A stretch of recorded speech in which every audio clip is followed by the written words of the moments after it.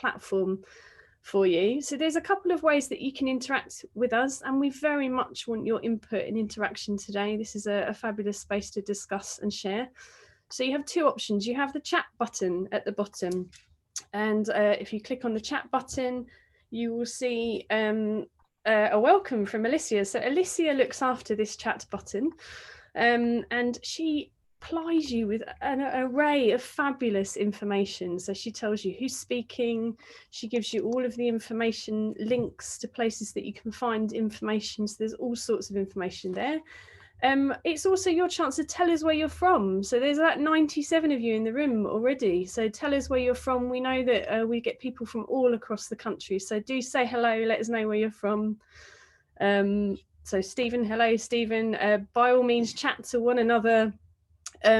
Just note also that there is a button at the top that says all panelists or all panelists and attendees. So if you switch to all panelists and attendees, then everybody in the room will be able to speak to you. So Stephen, Terry, you both just did your message to just the panelists, but if you do all panelists and attendees, then everyone will be able to see what it is that you're talking about. And we would love to hear from you. There is also a Q&A button as well. Now that is my world. So join me in my world if you have a question. So David and I look at the question tab. So if you click on the question tab, you can ask a question in here. So as these fabulous speakers start to talk and stimulate you with some of the work that they've been doing in this COVID landscape, you may have a question. If you've got one, pop it in there. Don't pop it into the chat, that's just a different section. Pop it into the Q&A, and we've got a lovely long amount of time to deal with questions later on. My favoured view when I look at webinars is to change from speaker view to gallery view, but you can also change whichever one works for you. So you can either have one person really large, or you can have several people really small. I like to see everybody in the room. So that's just my preferred tab. So you are very, very welcome here today. As I said, this is a costume and wardrobe discussion. How are these costume and wardrobe departments working in this COVID landscape? Working COVID compliantly is difficult enough, but in such a hands-on department like costume and wardrobe, how are they getting on? And we've got a fabulous panel here to discuss the people that have been working, and they've got lots of information to share with you. But let's first of all, let's have an introduction to CITA. So for those of you that have not come across CITA before, that is Costume in Theatre Association. And I think Nikki and Catherine, you're going to just introduce us, aren't you? Yes, indeed we are. Hello, thanks ever so much. I am so excited to be at this webinar. I don't normally say that about health and safety webinar, but this one is special. The Costume in Theatre Association was created to bring costume workers together into a community. I think that we all know as costume people that increasingly over the years, our roles have been removed from buildings into more of a freelance and PAYE freelance world. And what that's done is it's taken us out of the buildings and sort of isolated us slightly.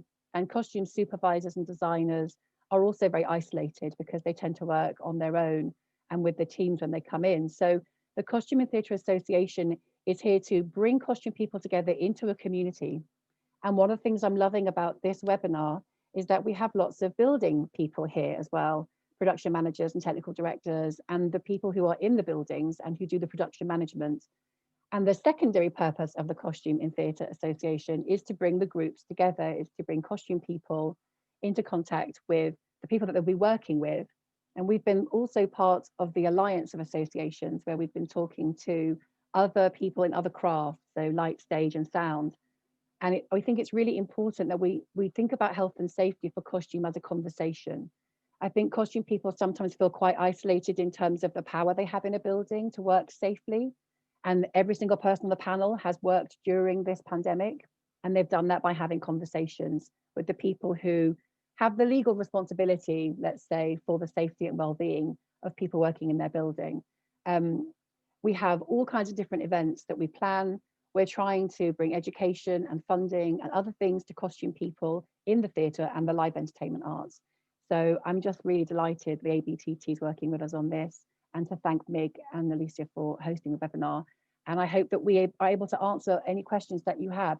And the guidance that we created, which is on our website and is not in front of a paywall, you can access it at any point, was worked out with costume people working across the country in various different types of roles, from wardrobe managers, dressers, supervisors, designers.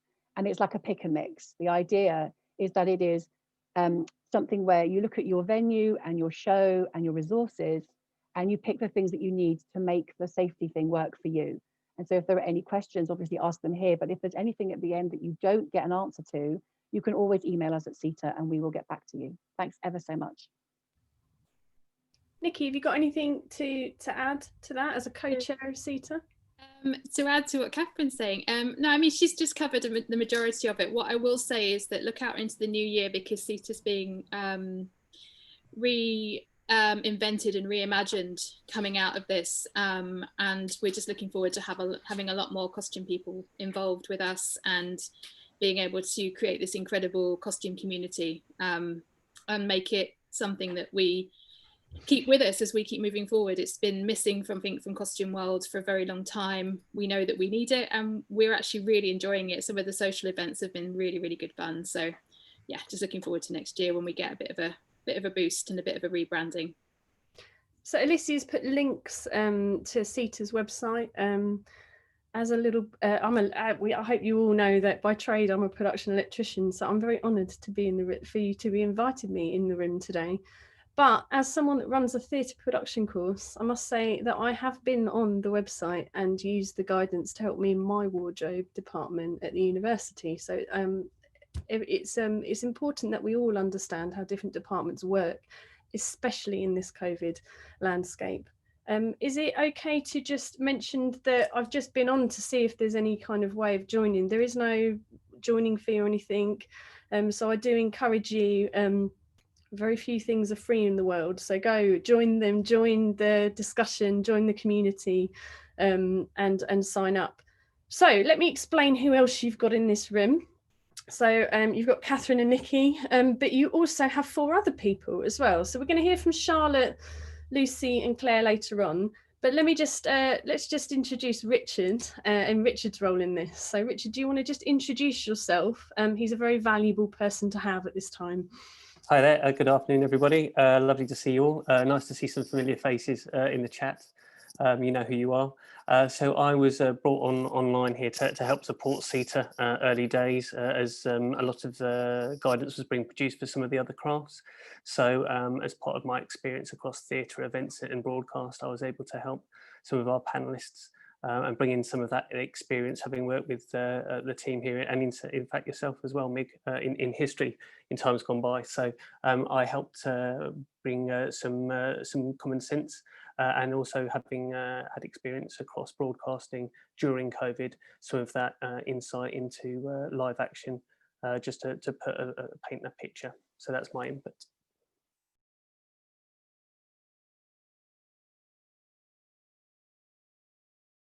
Questions as well as we move forward. So we've got 3 other people that I can't wait to hear from, actually.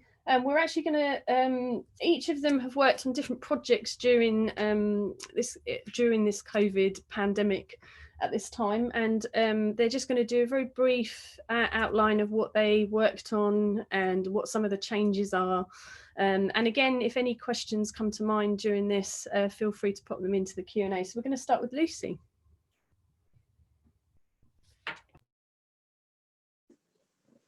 Hello, yeah, I'm Lucy from the running wardrobe manager from Glyndebourne Festival Opera.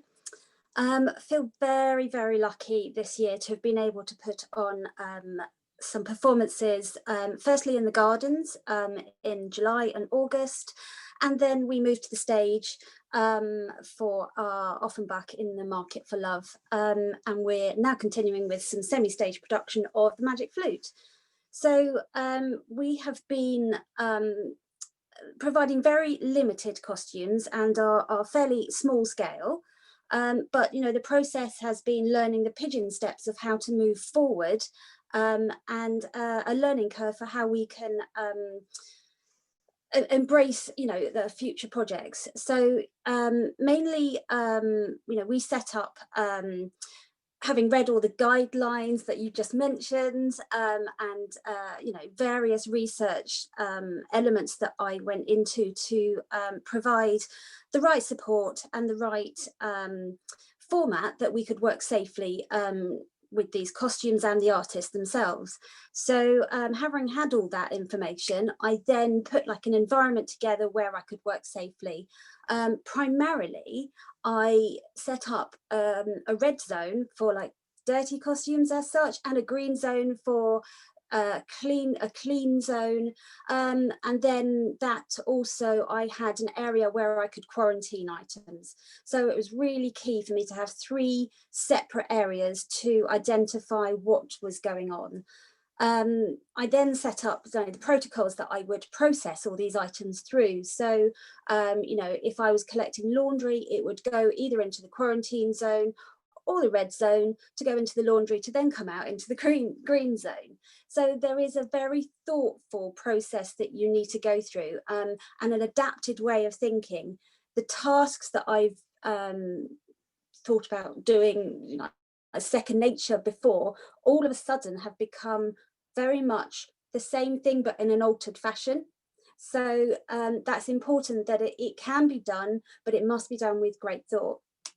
So one of the things I did was to turn the costumes over, potentially, you know, from running the shows. The cast would leave their laundry in a little calico bag outside their dressing room, and I would go around and collect these bags wearing full PPE items. That eliminated the risk of touch transference. But you know, the laundry setup really was quite interesting, where you had to clean everything before you brought anything into the laundry. You know, then you had to clean it afterwards. It's wearing full PPE until an item was considered clean. So yeah, all the guidelines I followed to the letter, basically.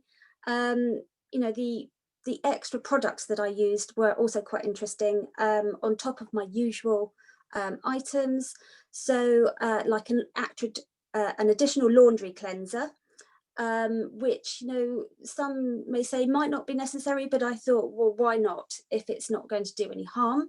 It's another confidence booster, but, you know, working together with managing the expectations of your artists and your company, so what you're going to provide them with, and what level they're going to protect me and I'm going to protect them. You know, the COVID kindness word, as I say it, is, you know, looking out for each other and taking care of each other. You know, we didn't provide any dressing support, no show support, so we're slightly different setup to some other companies that have been working. So, you know, and everybody was very willing. So, you know, adapting to the situation, well, that's kind of what we do on a day-to-day basis. So this was just another challenge. You know, they say wardrobe staff can juggle many things, and that's true, we can. We just, you know, we're very methodical, we think things through, we have to be in the right place at the right time with the right costume. So just adding in another COVID measure was, okay, challenge accepted. You know, it's kind of like, it's really interesting that we did, well, I adapted very easily, and things are developing as you go through, as the time moves on. So yeah, yeah, so that basically kind of what we set up. Great, thanks, Lucy. I'm sure I've already seen a question, but yeah, lovely. We'll get to the questions in a minute, but we're going to move on to Claire next. Claire's at work and we're very grateful that she's with us, but she might have to shoot off, so we thought we'd go with Claire next. Hello, Claire. I hope it's not too echoey. I'm in a rehearsal room and there's people all over the place yattering because we're on a lunch break. So before the pandemic, I was on Harry Potter in the West End, and then I was fortunate enough to get Jesus Christ Superstar at Regent's Park over the summer, which was amazing and joyous and allowed at the time because it was open air.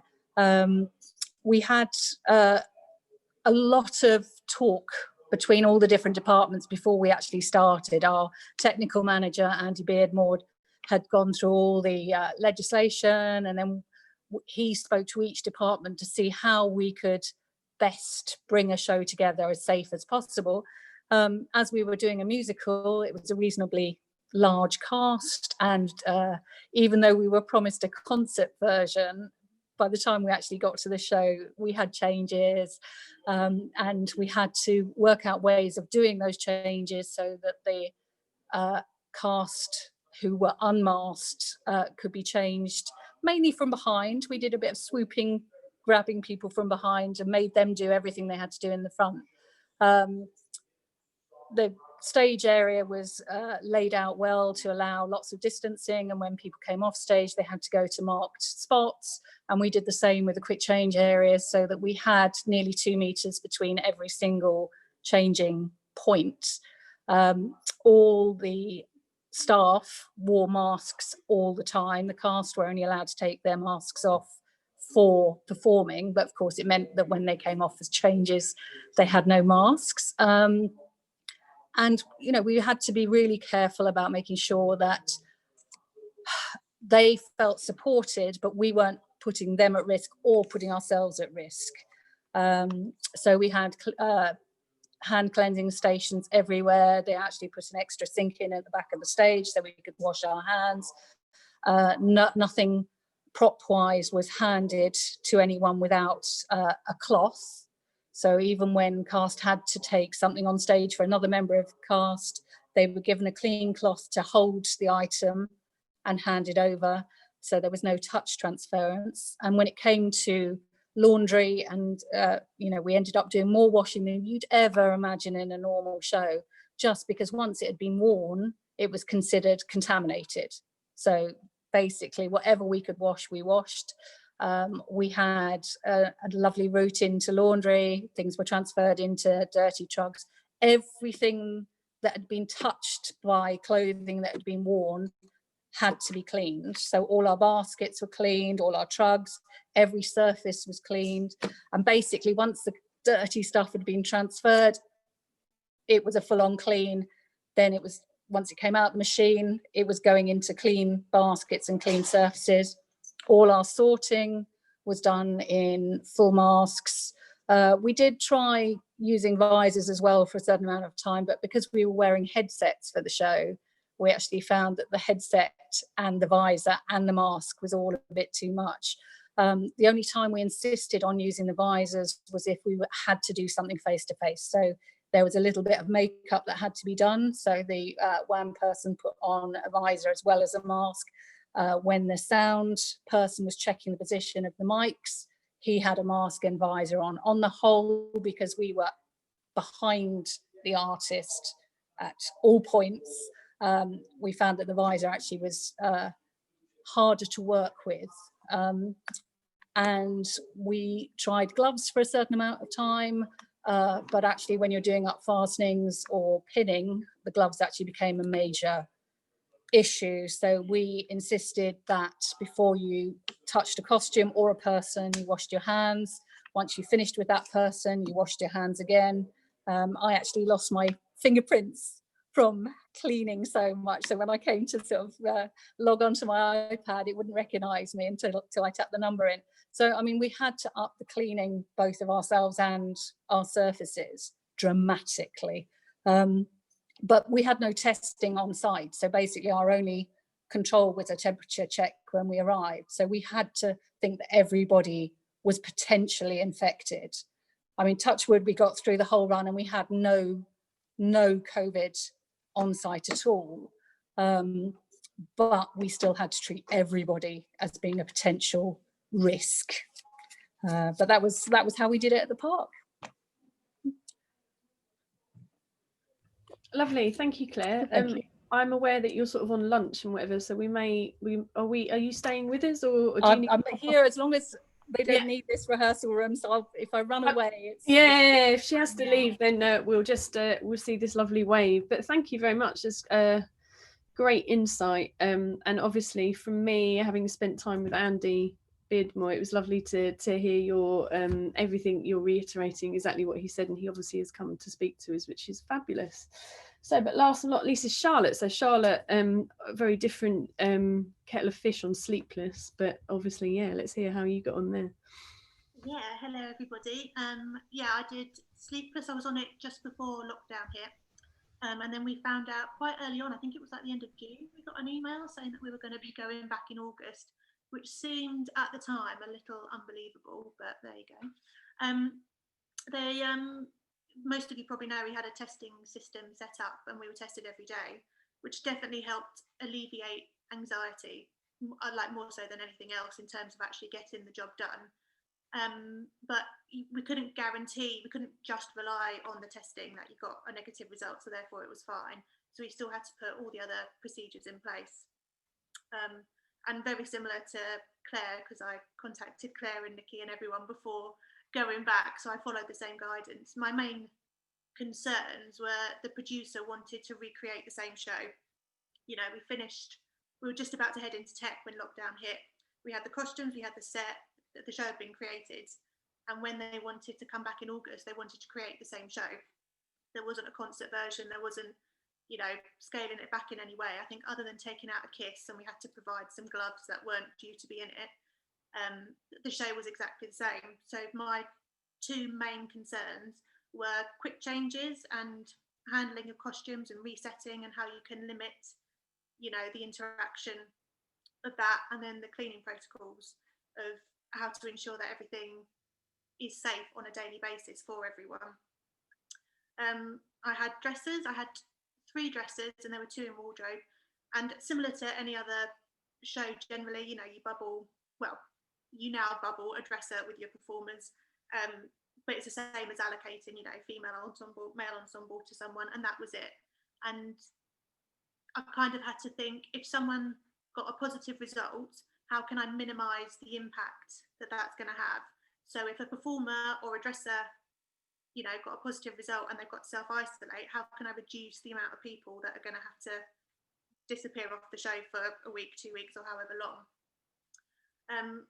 Unfortunately, that worked well. We weren't although it was a big show in terms of lots of different costumes and lots of quick changes, it was a relatively small cast. We had 12 in the ensemble, 6 principals, and four kids that were on rotation, so only one kid per show.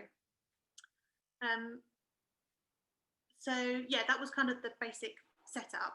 The team were great, but everyone mucked in and did perhaps a little bit more than we would otherwise. And because of the testing, we were restricted in terms of the times that we could turn up. So dresses were called in much earlier. They had to turn up at 4 o'clock for a 5 o'clock start. And we couldn't come in until that time either. So we were coming in later and the dresses were coming in earlier. So we kind of just separated out the roles so that the maintenance and sewing was covered by myself and the deputy as soon as we could. And then there was time to what we used to call COVID clean, to make sure that it was safe by the time it had to go on to the performers later. And those alterations would have been COVID cleaned the night before so that they were safe for us to use the following day to do the alterations. And then my 2 dressers would handle the laundry that we did, although we did have to outsource it to Upstage because obviously coming in at 5, we weren't going to get anything through a washing machine in time. And we had a rail of COVID cleaning that we used to call, that used to go through. And then once it was through, it would just go straight back to the dressing rooms. And the dressing rooms were only 2 people in a dressing room, and everything was separated. So they had their own space on a rail where nothing was cross-contaminated.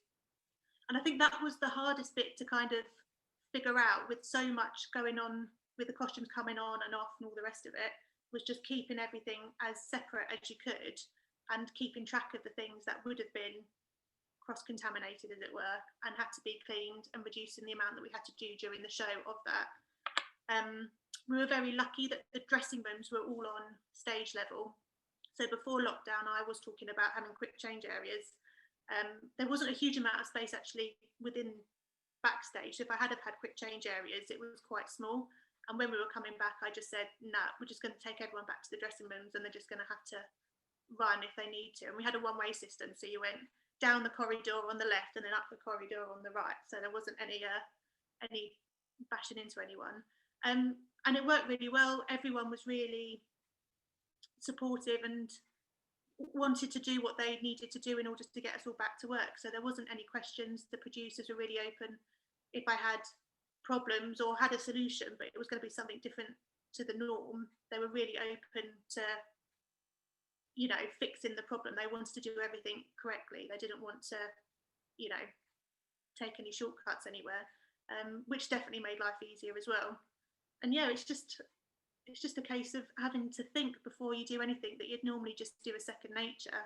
Everything takes a little bit longer, and you've got to think what the implication is before you go ahead and do it, you know, before you pick up a needle, you know, well, where's that needle been, where's it going to go, you know, even the smallest things. But once you get used to it, it does get into a routine, like any show, you know. Once you're open, actually it kind of settled down, and we had a really lovely time. But yeah, that's our experience on Sleepless. Great, yeah, and I think the most important thing that I learned, having been to Jesus Christ Superstar and to Sleepless, is that just because they did testing doesn't mean that they slacked off in any area at all. I would say it was equally as stringent. It just gave an extra layer of protection in terms of not having to socially distance the cast on stage, but everybody still kept their distance and stuff. It was a military precision backstage when I went back there to have a look. Great. Okay, so we've had a couple of questions. One which I had to go and Google because Richard, that's why I was leaning onto my other screen. So I went and had a little Google. So one of them was about references to masks. And someone was asking about some details of exactly what kind of masks you use, and particularly for close face-to-face contact. So Richard actually gave us very clear advice about the type of face mask, and that's what I googled, Richard. So that's what I was googling. I was like, oh, what's the type 2 face mask? No idea. Could you talk to us a little bit more about that, Richard? Yes, so close proximity activity is that we in production is going to be very similar to anything involving hair, makeup, and that's defined in government guidance. So actually we've taken our lead from that. Early doors, it was originally just visors, and as we were working on the guidance for this, we realised that some of the research behind it was going to include face masks and visors. So we incorporated, if I remember correctly, quite early doors. So if you're carrying out close proximity activity, so that's face to face. As you've heard from some of the team here, that we try to avoid it where possible. So that's the most important thing, avoiding that face-to-face contact. But where that does need to happen, it does need to meet the same requirement as our COVID guidance for hairdressing and makeup and close proximity. So that's also going to include fittings as well as quick changes. So that's where that comes from.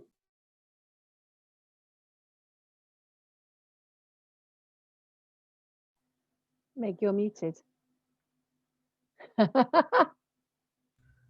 Do you think I've been doing this for so long that I would work that one out? Do you just clarify the difference between type 1 and a type 2 face mask, Richard? Because I still think there are people that may not know the difference between the two.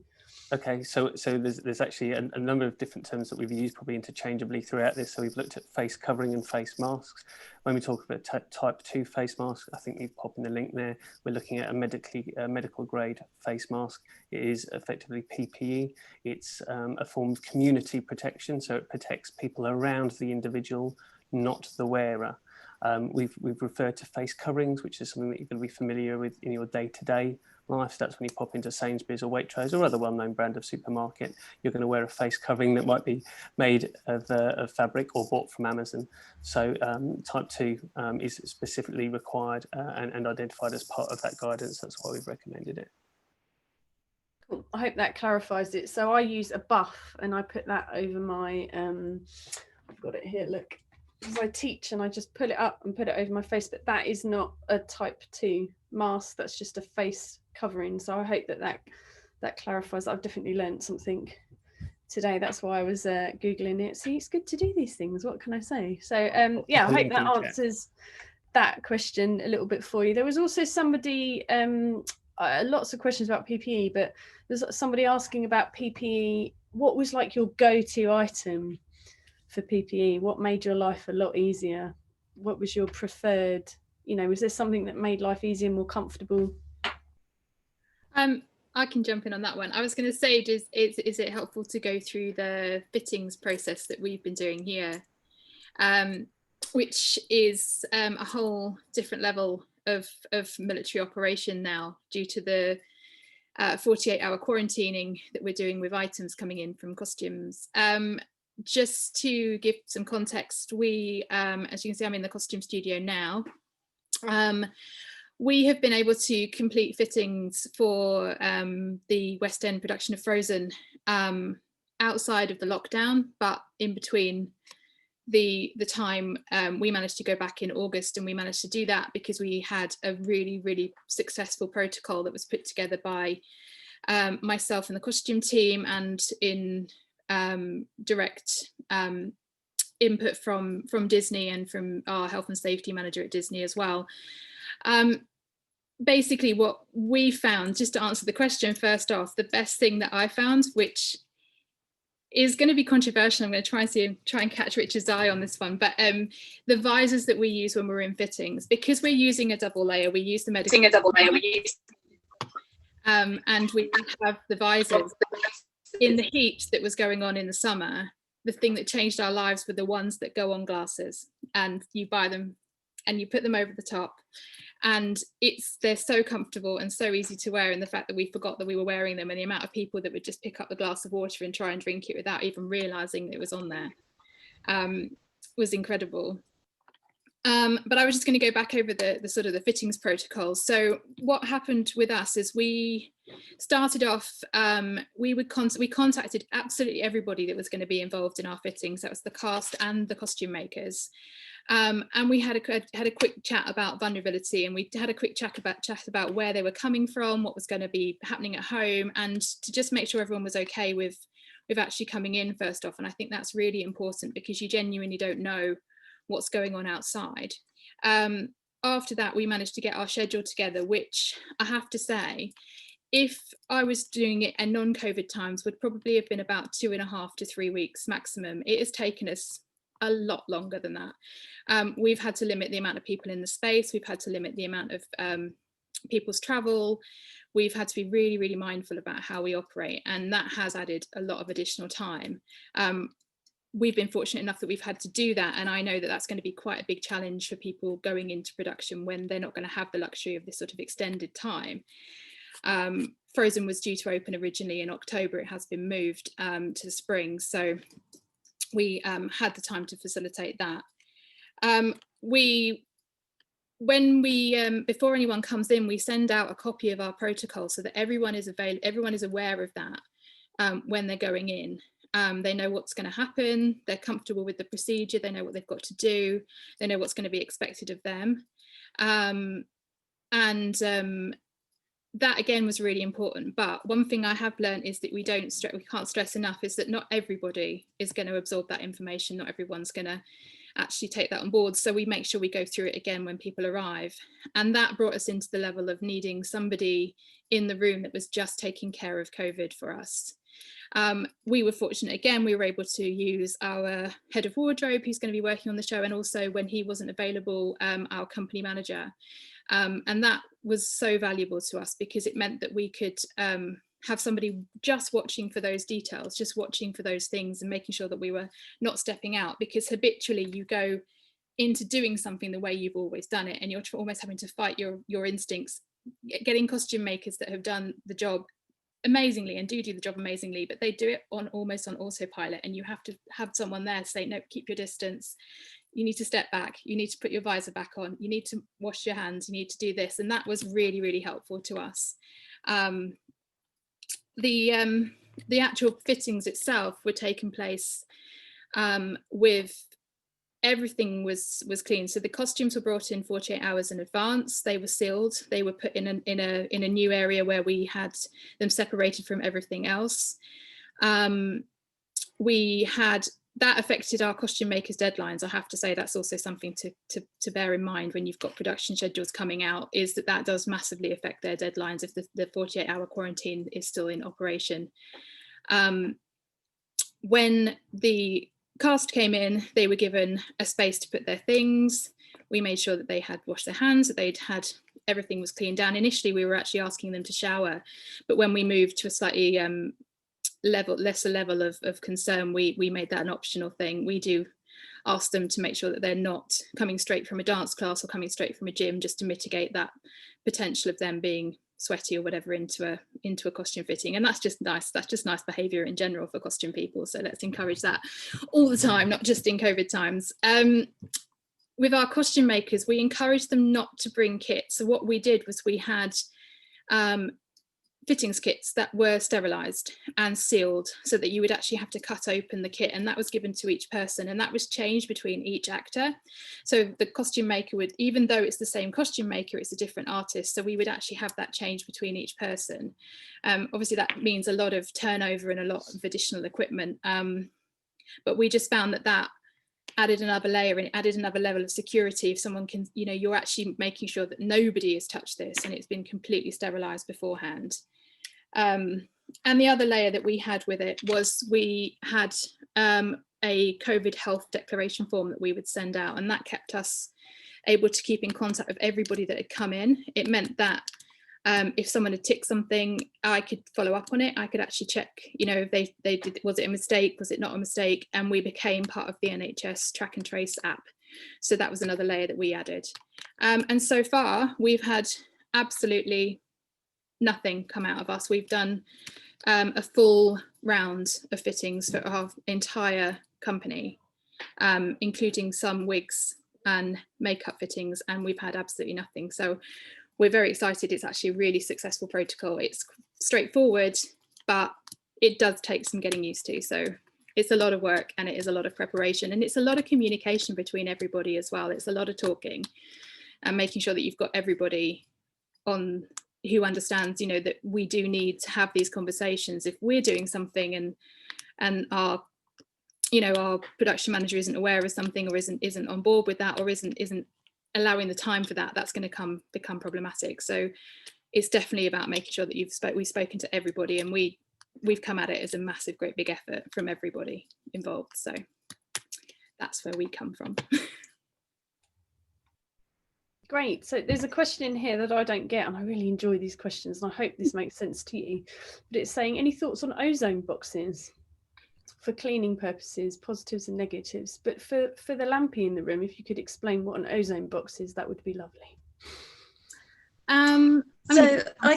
Yeah.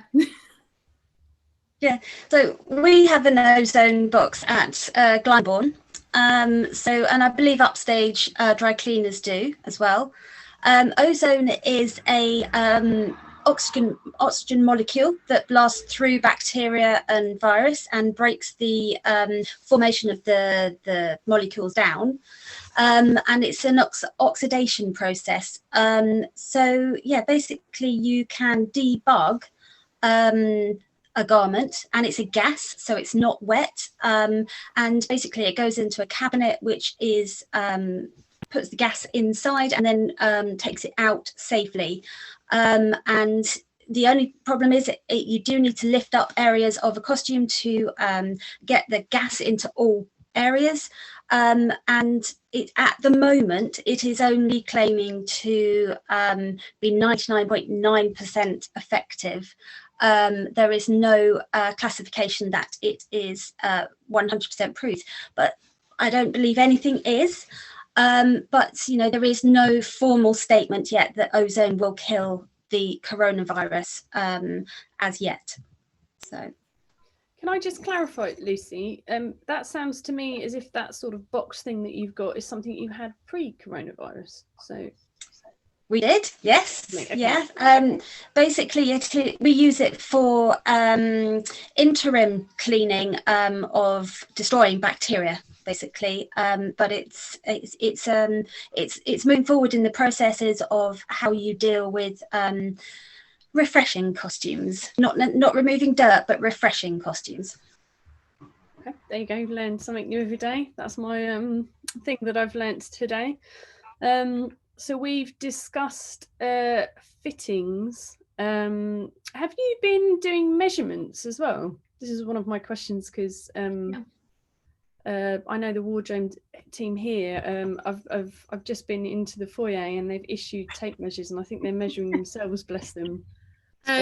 Yeah, we have. I mean, we've done more Zoom measurements, and lots of mums, husbands, wives, etc. have got involved. But the ones we have done in the room, when you're doing a fitting, you can still come within a distance of people, but it's to do with limiting that amount of time and adding the level of PPE. So if a costume maker is going in and pinning, they would do that as quickly as possible. They'd do it with just the one person. We've limited having, quite a lot of the time costume makers will have their assistants with them. We've limited that. Yeah, so you can spend a bit of time in there, but it's about limiting that time. So I guess it's about managing those measurements. You can do it, but you would do it efficiently and fast. Not that we don't do that anyway. And it is actually been really successful doing these on Zoom, as long as you let people know that's what they're going to do, and they need a glamorous assistant to help them. We've also had our shoe company have also been doing their foot measurements on Zoom, which they were a bit apprehensive about doing at first, but actually it's been, again, proven really successful when the time has been allowed to do that. So it has been good. I was just noticing a question in the chat, which was about how the kit was sterilised. I just thought I'd answer that really quickly. We used a UV steriliser, which is the same kind of steriliser that you would see in a beauty salon, but we can only do that for hard kit. You can't do it for anything that's sort of a fabric base. It's really just for surfaces. So we would do that for pins and scissors and all the things that you would handle. Anything else that was soft, if it was softer, we would just have a second set. We would just get rid of that completely and wash it or actually clean it properly. So just, I hope that's a bit more. That's a UVC light, some sort of UVC light. It's like an autoclave. You'd see them in, it's not, ours isn't medical grade, but it is efficient for the job. It takes about 45 minutes.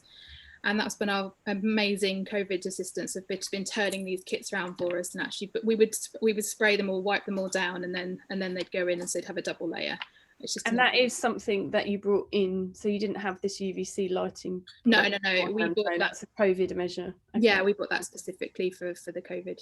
So that if anybody wants to know more about UVC lighting, we did a seminar on UVC lighting. I'm sure Alicia will. That was a very intense seminar because obviously it got right into the science behind it all. Very informative, and I'm very pleased to say I kept up, which I was very impressed with myself on that one. But cool, that's great, thank you. So Charlotte, there's a question here asking you to expand on COVID cleaning. You mentioned COVID cleaning, you called it that. Can you expand on that? COVID cleaning a costume from the night before to working on it and handing back the costume. So basically, obviously, anything that can go in a washing machine or anything that can get hand washed is as standard, that's fine. Anything that would normally, you'd send to a dry cleaners maybe once every month, that like you have to do it a bit more often. So I had a spray with vodka and Zaflora, and I think Claire had the right mix. I remember copying your one after a bit. What was it? A third vodka, a third Zaflora, a third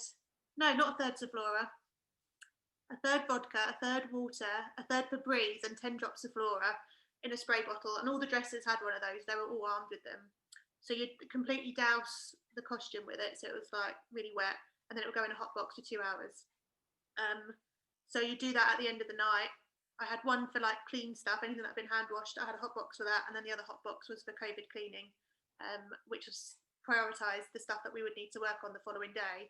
And then after you've done the alteration, you do the same process, put it back in the hot box, and it's COVID cleaned, as we call it, ready to go back to the performer.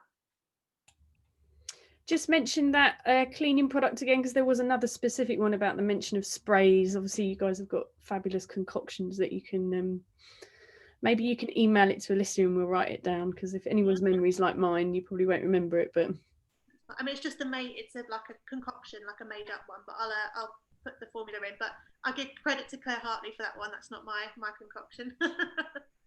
So hopefully Terry Lee Dixon, hopefully that answered your question on sprays and what materials are in the spray. So hopefully that one is gone through. Obviously, Mark is talking about, he's working on a show which is looking at UVC lighting. Have any of you used it or considering it into your COVID planning? I'm actually probably going to throw this to Richard, because when we first talked, he's probably hating me for this, when we first talked about it, one of the things that was really, and this is the same with some of the fogging techniques, is that it doesn't adhere brilliantly to fabric. So I think Richard's probably in a better place to talk about this, because we haven't used it. I don't know any others that have at this stage. Thanks, Nikki. So we've certainly been looking at using that in some studios and some confined spaces. The issues with some of the technology that's coming through are twofold. One, in terms of coverage. So in order to get 100% coverage, so we've talked there about UVC and we've talked about fogging. It's like light waves or anything that it's only going to be effective on anything that it has contact with. So if you have a shadow created by where an item is placed, then you're going to limit how effective it is.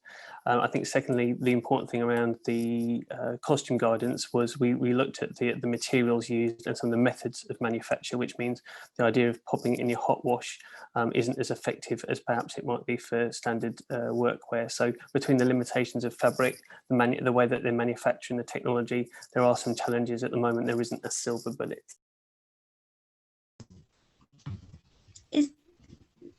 Is there something, there's a silver element to fogging, isn't there? Is that Richard? So at the moment you can get handle silver ions. So when one person touches the handle, the next person that touches the handle, in theory, you're removing that contact trace. But there are limitations around with the variety of ways that costume is manufactured, how that interacts with the basics of the material, the glue, and the adherence. So at the moment it's a bit of a mixed bag, I'm afraid. There's not a one size fits all. So did you steam between shows if you had a matinee? If you don't have an ozone box, it's saying. Right, can you hear me? Yeah, we did steam. I mean, we basically wore full face coverings and visors if we were doing anything close up. But we did steam because we had a lot of long robes that needed a refresh. And then after we'd steamed them, we'd hotbox them to make sure they were dry and unlergified. The only thing with steaming that we found that we had to be aware of was really to not inhale the steam as it comes off the costume. The chances of aerosolizing the virus off a costume it's absolutely tiny, but you have to be aware that if somebody's been breathing on a costume, there is a chance that that virus will have landed on that fabric. So when you steam, you want to stand back, make sure that you're in a well-ventilated area, and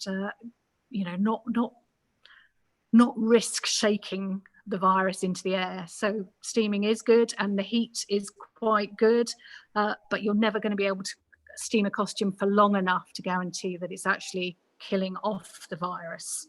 So the steaming was more cosmetic rather than antivirus. Great. So somebody, that actually lends me quite nicely onto the next bit, Claire, because some of the things that we're putting into place can potentially create some more risks for us to think about. So somebody asked the question about alcohol wipes and obviously them being potential fire risks and stuff, and Richard has typed that answer. But maybe I could float the notion of some of the newer things that we're using and some of the newer risks that we're going to have to manage with that. So the first one is alcohol wipes, Richard. And the second one is obviously, if you don't know a little bit about UVC, you have to be very careful. Human contact with it, obviously, it stands to reason that that's quite dangerous as well. So just any comments on that, Richard, about risk management of these COVID measures that we're putting in? Absolutely, and I'm sure some of the attendees that we've got will agree here, who will support venues and productions, is that COVID is just one of the risks or the hazards that we need to deal with at this time. It's really important that we don't become blindsided and have tunnel vision. So I've popped in the answer there, certainly around, there's some thoughts around alcohol wipes, so the fact that they're potentially flammable, thinking about ventilation, so keeping fire doors open. So it's important that we look at the bigger picture. So when we consider those COVID risks, it's important that we have those wider conversations, both in terms of with the venue and those other production elements, just to make sure that we don't forget what we call traditional hazards are and don't get blindsided by COVID. It is just one of the hazards that we need to manage at this time. So this one's very much my land. So in terms of dresses blacks, so what the dresses are wearing backstage, were they washed in-house, or were dresses given gowns that they could be washed or thrown away after each show? I was happy to wash any blacks, dresses, stage management, anyone's. You know, we all had to change when we got in to do the show anyway, and I thought that was only fair enough to add it to my procedure that I had in place anyway. So yeah, I mean, it's pretty standard on a regular show that you might wash blacks, and I just said I'll wash all blacks across the board for anyone. Anybody else?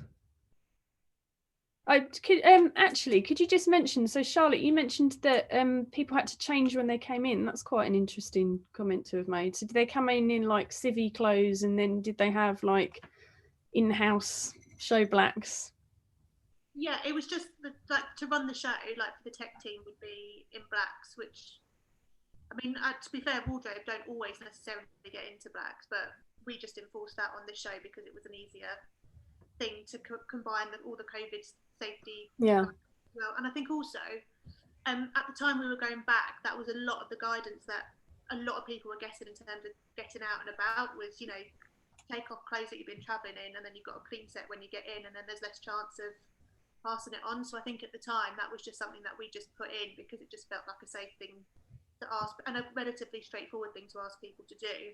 And so in order to just make that an easier process, I mean, like I say, I wasn't actually doing the washing, it all went to upstage anyway, but I just had a bag of blacks, so long as everyone named it, it got washed and returned, and then every day they just had clean blacks to wear, which put everyone at ease, knowing that it was all, you know, safe from that point of view.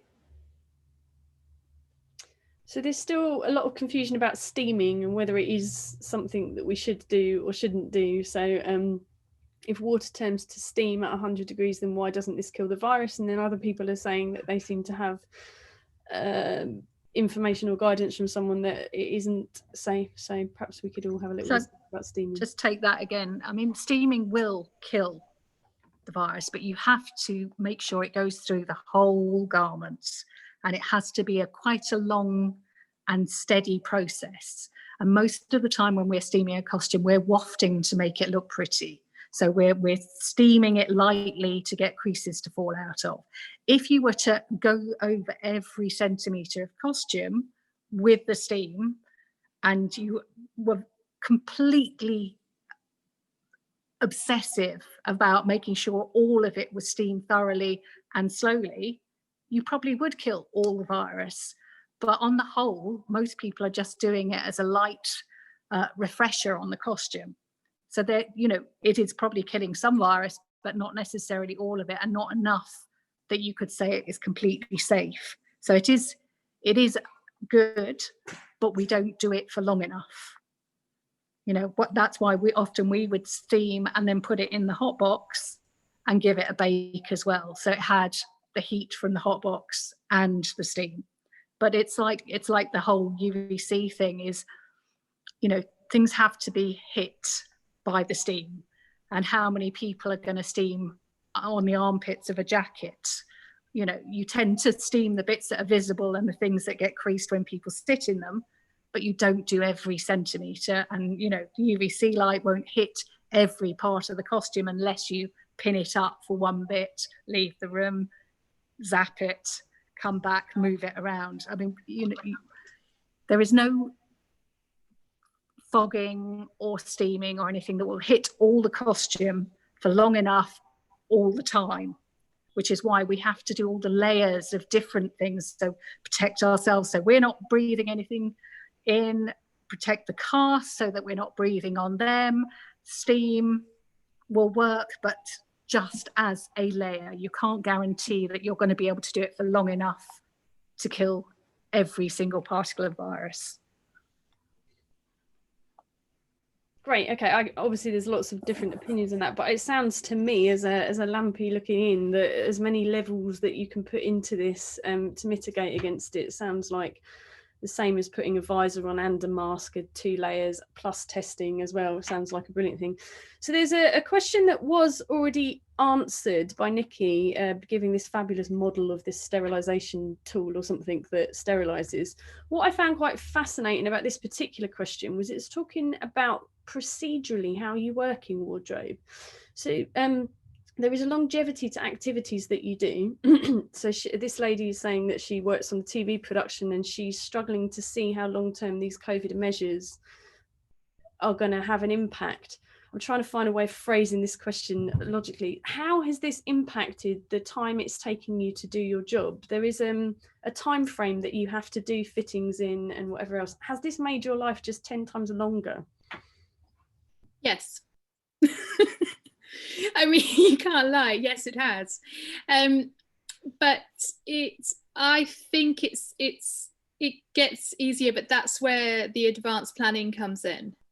And I think it has to be a real collaboration between not just those backstage, but those creating the work, directors, production managers, designers, all have to understand that this stuff has to be planned in. So it's not going to be a case of, or ideally it wouldn't be a case of you just grab somebody when they're hanging around the rehearsal room, because you can't guarantee that the stuff that they need to go into is going to be clean. You're not going to necessarily have the staff there.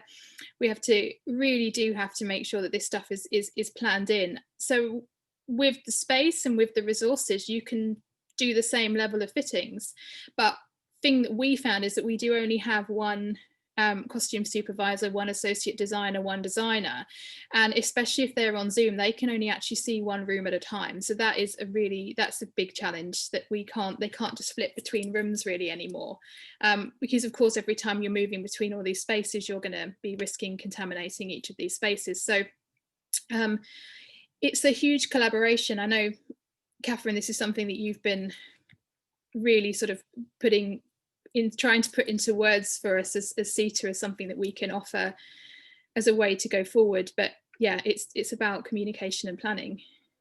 And also, I'd say my experience was that because it's a new thing and we're all still finding our way with it, those old habits that that creatives and other departments have of last minute things, we're still having those. We're still having those instincts to do things very quickly or nimbly.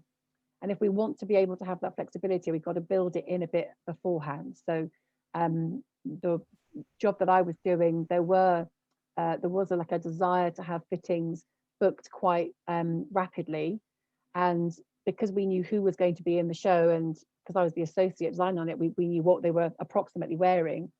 We basically pulled all of the clothes for those people, the potential clothes for those people, from what was essentially a store that we created, into garment bags for quarantining that were then kept in a quarantined area and only brought into the fitting room when the person was actually booked in, which meant that things were waiting ahead of time, which is not always possible depending on the show that you're doing. But that sort of thinking ahead of time, you trying to plan that nimbleness into it, and to also then be able to say at any given minute, actually, we will need 2 days before we can do it, or we will need this much time to prepare for this, because we have to do these safety things. And in a very general way, people were like, yes, we understand that. We will rearrange it, or we will organize it. And I also was adding on to what other people were saying, is communicating to people what you're doing.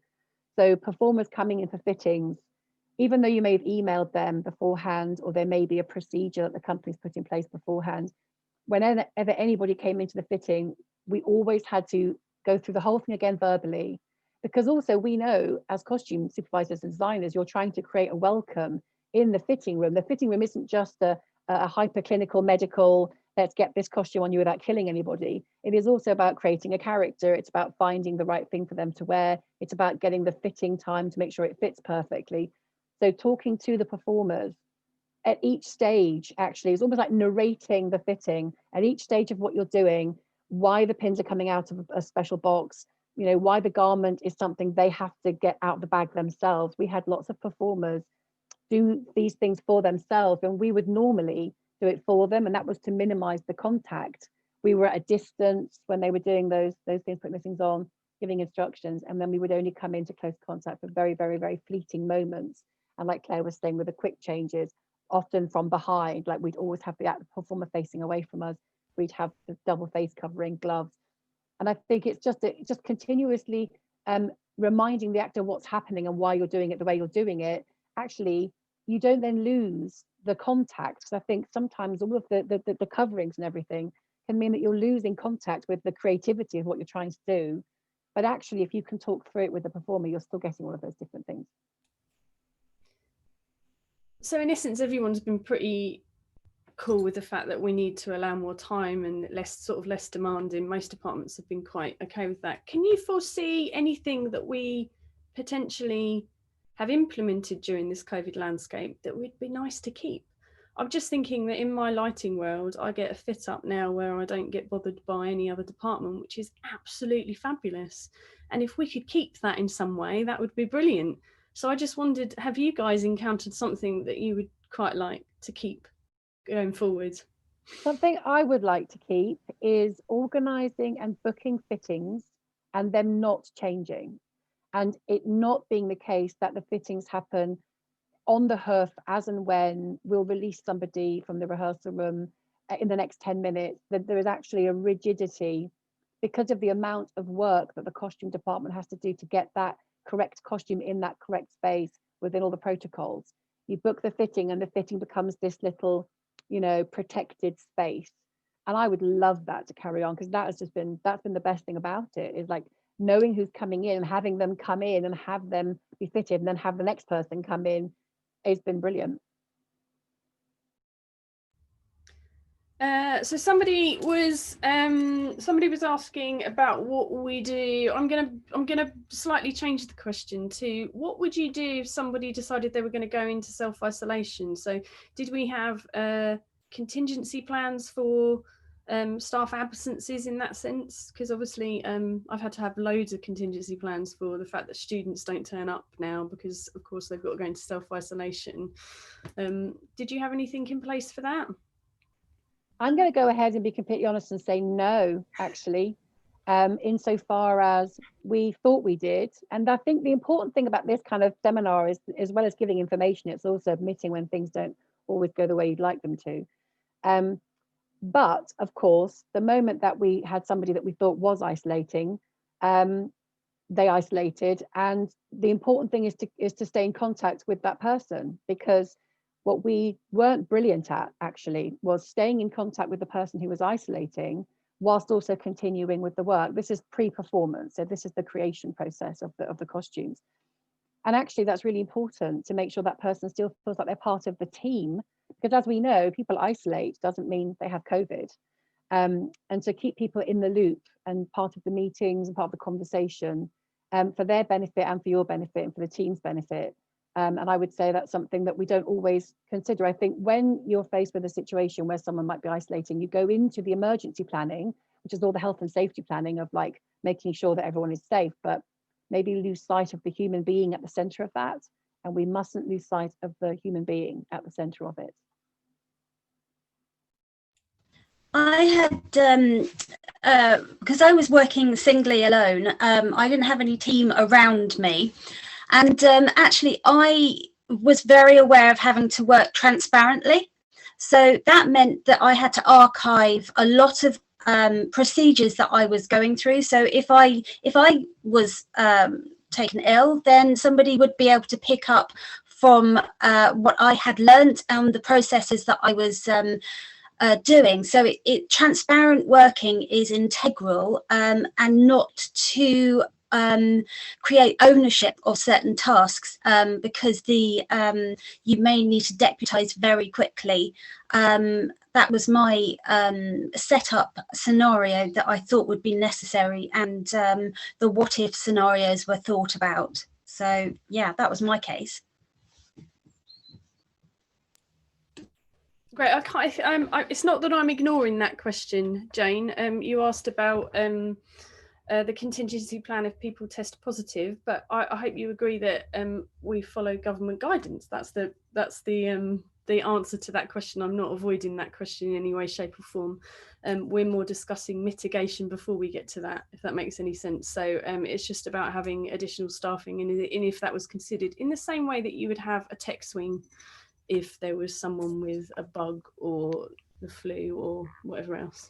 We with us, we operate with a fairly robust team. So what we did when we knew we had our American associate over to protect those fittings and to make sure that we could run those fittings, in particular, we had an A team and a B team, and the B team stayed away, and they would step in if they needed to come in, and we would do whoever was on the B team. The B team was still attending fittings and still being around by Zoom. They were still in the room. They were still able to be part of that process. They were working from home. Obviously, that's a creative process. It's a fittings process. Live running shows, I can imagine that's hugely problematic, but not impossible with the right sort of, again, the right sort of training and accommodating for it. Claire's got her hands up to step in on that one, I think. Yeah, I think the problem that we're having with the fact that numbers are limited working under COVID. So basically, a lot of producers are not employing as many people as they would normally because they're trying to make sure that we can keep the social distancing happening, and also because they're not selling as many tickets because of social distancing in the auditorium. I think we're going to have a problem with covering. I've been very lucky on the show I'm working on at the moment that we have managed to sort out a laundry person who is not actually going to be around for the show and not mixing with the main company, but he will be our backup when it comes to, you know, if one of us has to go off, he is a brilliant all-rounder, so he'll be able to step in for sewing or dressing. But we just have to make sure that we have, as Lucy said, incredibly clear information to pass on, because he's not going to get the ability to learn from us as you would normally pass on a track. But it's the only way that we can ensure that he is uncontaminated by the company until he has to step in. So he'll be in the mornings before we arrive. So he'll know the costumes, but it's the only backup that we could have that would allow us the safety net of having someone without actually being in the mass of people that are doing the show. And for Superstar over the summer, we really didn't have backup other than each other.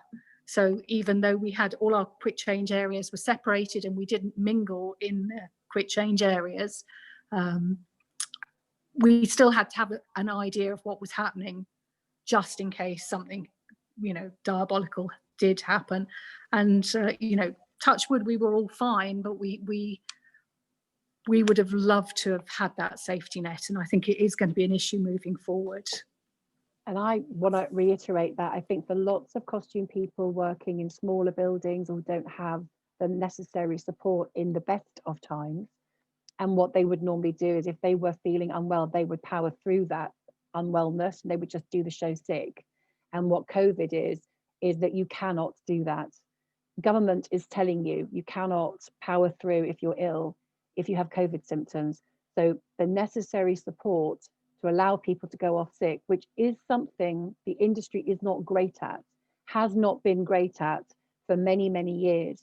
This is one of the big learning curves for the arts, is placing enough people for those contingencies. And even those of us who've worked during COVID didn't necessarily have those contingencies at that time. And we're kind of lucky because all of the layers of protection we built in helped to make a safe environment. But I think, yeah, moving forward, that's one of the questions that we have to have. One of the conversations we have to have is, where is our contingency with this realistically? And I think for creatives who are making shows with costumes, one of the questions that we have to ask ourselves is, how can we build that contingency into into the costumes. Like, how can we build contingency so that costumes are you know, easily washable or heat boxable or dryable, or look, you know, in some way help that process as well. Everything has to be joined up in a way that it hasn't been before, and we're not there yet, but that's part of why we're doing these kind of webinars and things, to get everyone having that conversation honestly. I would like to just say as well that the costume workers are they're the experts in what they do. So if anyone in production or venue or anywhere else just like that is curious, is concerned about this and is wondering about it, go and talk to the costume team, because they know what they need. They are used to doing stuff very, very quickly. They're used to thinking on their feet. The majority of people in the costume industry they collaborate. That's what we do. We do it for a living. So it is a case of, yeah, just go and speak to them, and they will be able to advise what they need, and be part of the process. I mean, I think it's something that we've always been willing to be part of the process, and it's interesting now feeling that COVID has pushed us right to the front of the process. It's kind of a very unique experience for a lot of costume people. So while we're not used to it, we do embrace it. Great. There was a question that Nikki has actually answered, but I'm going to bring it up because I just thought it was quite interesting, because I naively thought that we were just washing everything now. Do you know what I mean? Regardless. But actually somebody's saying that if somebody has a costume that only they have touched, that ordinarily pre-COVID, you wouldn't launder every single day. As long as that costume has not been touched by someone else, please correct me if I'm phrasing this wrong, it then wouldn't need to be laundered. I think that's what you've answered, Nikki. Correct me if you think I'm wrong.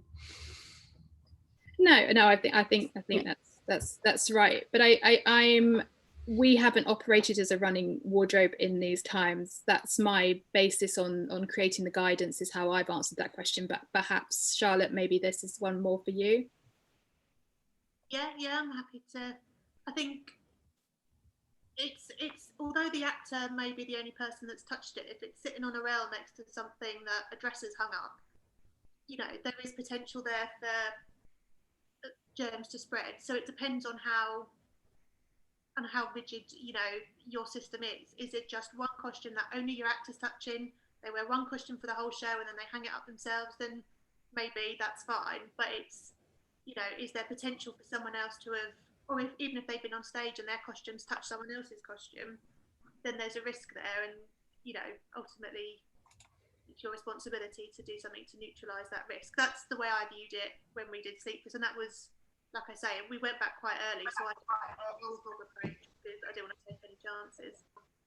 So Charlotte, you would say that you were doing laundering anyway, so what does it hurt to fire it in there anyway? I mean, after the first dress rehearsal, I had every single costume from the show in our little wardrobe room, and I did have to go, right, this system doesn't work, it's got to be spaced out a bit, we've got to work out a routine.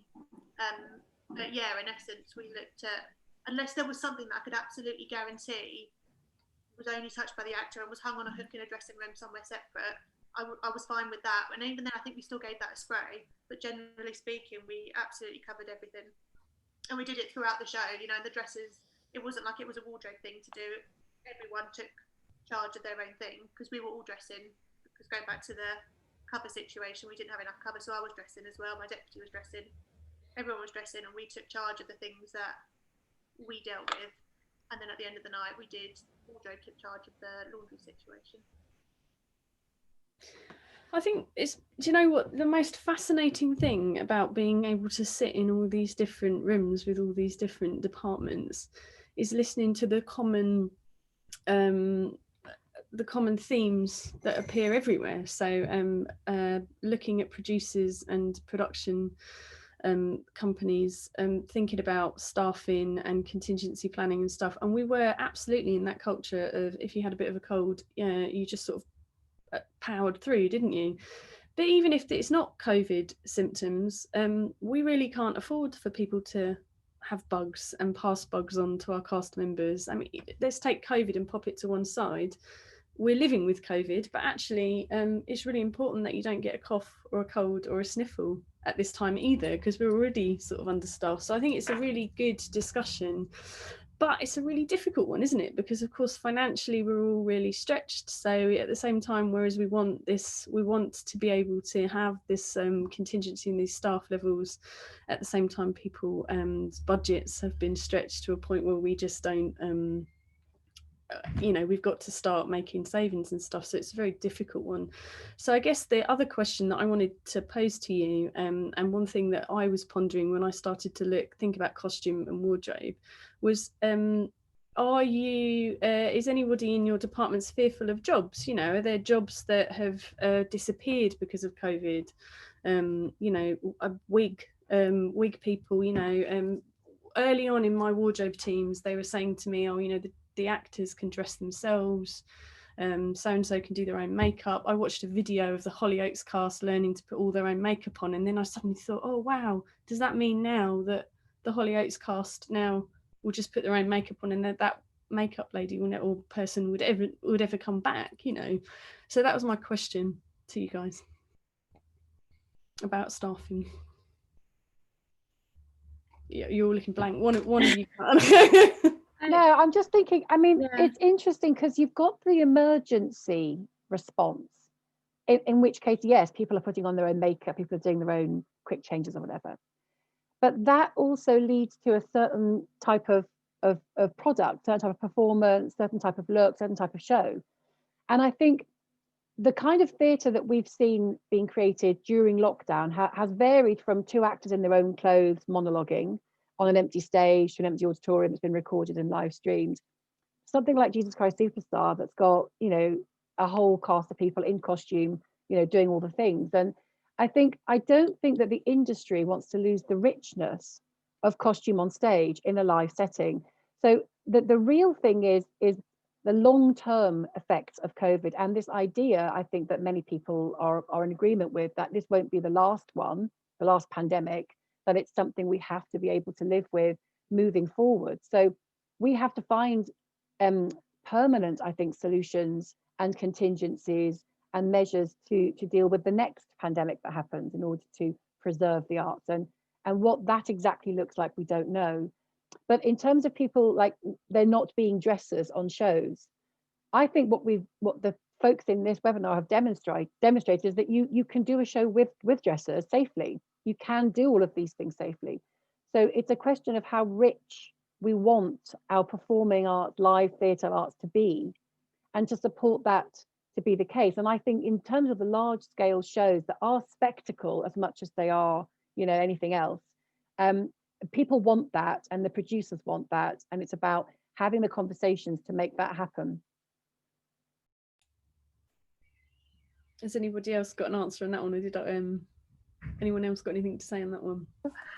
I could just say we weren't sure how much work we'd have to do on Superstar, because we were told it was a concert version.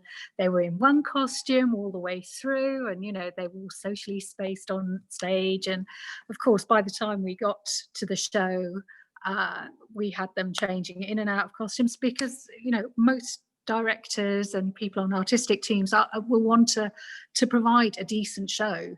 They want the audience to go away feeling as if they've changed their lives in some way. So, and it was a redo of a show that had been done before. So of course the director was bringing previous incarnations of the show into it. So we ended up doing some really speedy, quick changes with some of the guys. And it was really hard work for our costume supervisor, because even though the show had been done before, we didn't have any of the costumes in the UK when they decided, at the last minute, because we only got clearance to do it. All the costumes were in America. So she had to pull the whole show together in 3 weeks from scratch. And some of it was bought, some of it had to be made. So there, the job is there. And then, these changes started happening. So we knew that we had to do it, and we had less staff to do it because it was meant to be a concert version. So when we were employed, they employed fewer people.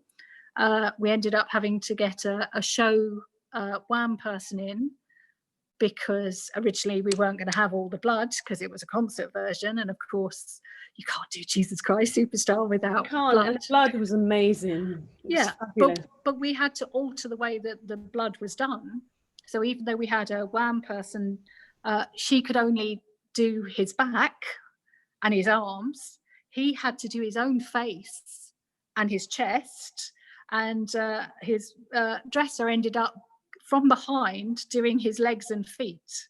So we actually ended up with 3 people doing his makeup, where it would have normally only taken one and a WAM person, really, just to allow everything to happen at a distance as much as possible. But the fact that the artist had to do their face was amazing, but he couldn't have done his back. He couldn't have done his arms and done a change as well. So, you know, I think it involves thinking, but there is no way that any artistic endeavor is going to work if there aren't people on the ground to make it work. And I think this is something that, as costume people, we have to remember, that we are amazing at being given an idea and running with it. And the thing is, you know, in times of COVID, and we've had it several times with different shows, is that something will change, or something that was originally put in writing at the beginning, and this is how we're going to do it, has to be changed because it doesn't work. And that's where the skills of costume people and stage management and WAM all come together and go, right, this hasn't worked in this current situation. We have to find a new solution. And it can't always be more people, because you might not have the space to do it. So it might just have to be a clever idea where the artist does a little bit more, or a dresser ends up picking up a makeup sponge, or a WAM person ends up helping with a costume. But there are ways of making it work, and we have to remember that we are the ones that are the experts in this, in taking a situation and knitting a new solution together on stage. And we, you know, it's very easy to fall back into what we've done before, and it is slightly worrying when you think you're going to be put out of work, but you are the experts. We are the experts in what we do. And I think as long as we remember that ourselves, every time we take a job on, we can take that expertise and that amazing ability to look at something and go, I can think of 3 different ways of sorting that out. Shall we try this one? You know, we're a really resourceful team of people, because we have to be. And I think that's what we need to remember when we deal with this situation. It's just a new complication in our costume world.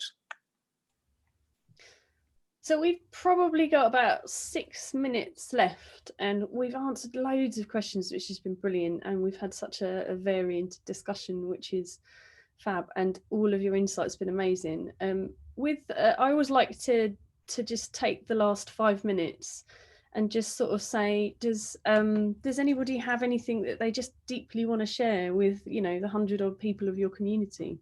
Like, is there like one thing that you just want to share, something insightful or something provocative maybe, or just something optimistic in this climate? I'll go. I was going to say, I did feel massively overwhelmed before starting. Like, there was so much guidance, there was so much health and safety. We were doing Zoom calls with the producers and all the other departments, and they're all putting in all of their health and safety things. But so it's fine to feel overwhelmed by it all, but actually when you get there, I think you've got to take the guidance and apply common sense and communicate. And actually it's not as scary as it feels like it should be. You know, obviously theatre is struggling to get back because social distance doesn't really work, but it is possible. So yeah, it's fine to feel overwhelmed, but don't ever let it stop you from trying, because you can definitely do it. You've just got to think outside the box a little bit. That would be my overriding memory. I'd like to also add something that, you know, networking with your fellow colleagues, like we are today, is an absolute key for supporting your individual circumstance and finding out how others are doing it for your confidence. It's really important to make sure that you talk to others. You know, every environment is different. We may have different setups, we may have different genres, but the formulation of how do we handle a piece of fabric, once it's been on somebody, is going to be essentially the same thing. So how do you make that piece of fabric limit the risk of the virus being on it? It's all essentially the same thing. How are you handling your workplace? How are you handling the laundry environment? You know, that's really important. So I really value all you guys, the CITA and the BEC2, everything that is out there has been camaraderie of the costume trade, is that we will be able to move forward. We can do it, and, you know, but we can support each other. You're not alone. So thank you, guys. I love that. And all I would have said is the same thing, is that costume people are really talking to each other and supporting each other, which we've done before, but we're doing in a more organised way now. And also that we're talking to other departments, like you were saying, Mig, as a lighting person, you know, we're talking to stage managers, lighting crew, all the different people to create the backstage framework and the creation framework to get things done well and to prove that we can come back as an industry. So that if there's any silver lining to this horrendous pandemic, it's that we're all talking together in a way that we weren't doing before. It's sort of like created that emergent situation where we realize we need each other. It's a complete ecosystem, and we need all those parts to work well. Honestly, it's so important. The early seminars where we brought people together very early on, Pirate Crew, it's a crewing company, were some of the only people working during lockdown, and Gav Pell, who owns that particular company, wrote some guidance notes, and they were like gold dust at that time. And actually, I don't think, bless him, he really understood how somebody putting pen to paper somewhere has led us all to start discussing and talking. So the guys at CITA, I believe, and correct me if I'm wrong, but you have a seat now on the Health and Safety Committee within the ABTT. And so, yeah, Catherine, I don't know if you want to talk about that a bit more. Yeah, we do. I mean, it completely came out of our COVID guidance. So at the beginning of the pandemic, we just realised that it would be really hard for producers and technical managers and others to write COVID safety guidance for costume people, because costume tends to happen elsewhere or outside the building. And so we decided that we would write that.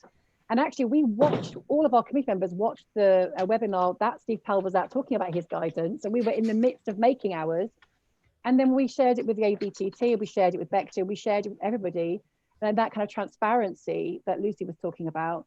And from that, and talking to Robin, we now have a seat on the safety committee, and we now have a seat on the technical standards committee, which we're still working on now. We're still creating technical standards for costume. And honestly, I just love that so much, because I don't think costume people necessarily have thought of themselves as technical workers, or at least they've not felt they're in that club. And I'm here to say that we're technical workers, and we're in that club, and we have a seat at that table. And it's really exciting going forward with that. I'm just being reminded that Rob Redding and Gav Pell own Pirate Crew, so let's make sure that I give the other chap a mention also. Great. Okay, Richard has been working in the background, answering all of those. I know that we've not heard much from him, but I can just see how much hard work he's been doing in the background, answering questions. There was one on CDM there, Richard, that I noticed. Did you want to briefly just? Yeah, so I've got Wilkie a note. I think the important thing that a couple of people have mentioned is in the design stage, if we can start thinking of how we deal with any coronavirus in the design stage, it's going to make everyone's life easier than perhaps the tradition of perhaps dealing with things in a rehearsal or even at last case during a production. So not necessarily going to see it in those regs, but I think any design or attempt to design things, so everything from using pedal bins perhaps instead of flip bins, or those kind of fundamentals that we've perhaps taken for granted, any evolution is definitely going to be a good thing in design. Great, and there we have it. Look, I've run to time. I'm getting much better at this, which is great. So we're now at 3:30. Doesn't time fly when you're just having an interesting conversation? So that's been an hour and a half of really interesting subject matter. So it just remains for me to say thank you for inviting me to join you. I do feel honoured to be the only lampy in the room, but it's so fascinating. You know, as an academic, my research into working in this COVID landscape has been pretty extensive, and none so less than in the costume department. It fascinates me what you guys have done and the resilience that you've shown in just finding a way through this. And like, as I said, I went to see backstage for Jesus Christ Superstar and Sleepless, and you guys did sterling work, and thanks for bringing me some theatre during this COVID landscape pandemic. So thank you very, very much for giving your time. These guys have worked really hard. I can't take any credit for having planned this one. So we have, at the ABTT, we have worked in conjunction with CITA on this one, and CITA have worked very hard to put this great panel together for you. Please do go onto their website. It's really, really interesting. There's lots of different information on there. You can also register your interest and join them and be part of their grouping. They do lots of social activity as well.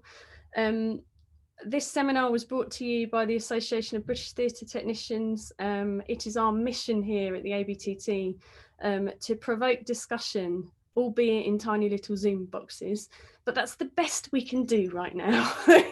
So this will be recorded. I believe Alicia has streamed it on Facebook. So if you're a Facebooky person, you can go onto our Facebook page, like us, and rewatch it there, or the resource itself will be on our web page. Every seminar that we do has a host of information that goes with it. So you can find out more information about each of these panelists on the ABTT web page for this seminar.